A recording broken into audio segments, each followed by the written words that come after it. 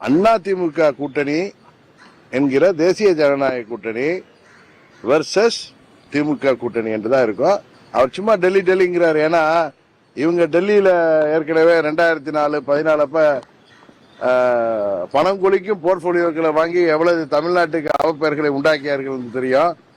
இவர்கள் கூட்டணி ஆட்சியில் இருந்த பொழுதுதான் திரு கருணாநிதி அவர்கள் தலைமையில் இருந்தப்பதான் நீட் தேர்வே அறிவிக்கப்பட்டது. காங்கிரஸ் கூட்டணியில நமது தொப்புள் கொடி உறவுகளான இலங்கை தமிழர்கள் லட்சமாக கொல்லப்பட்ட போது அதற்கு காங்கிரஸ் ஆட்சி உதவி செய்த போது அமைதி காத்தவர்கள் இவர்கள். அதனால திரு ஸ்டாலின் அவர்களுக்கு பயத்தில் ஏதோ பேசுகிறார். ஏன்னா டெல்லிக்கு நாங்க போனாலே பயப்படுறார். அதான் உண்மை. நேற்று திரு இபிஎஸ் அவர்கள் சென்றார்கள். இன்றைக்கு நாங்க சொல்றோம், எனக்கான அழைப்பு என்பது 4 நாளுக்கு முன்பே வெள்ளிக்கிழமை நான் அங்கு செல்கிறேன். அங்கு மாண்புமிகு உள்துறை அமைச்சர் அவர்களையும் மற்ற தலைவர்களையும் சந்திக்கிறோம்.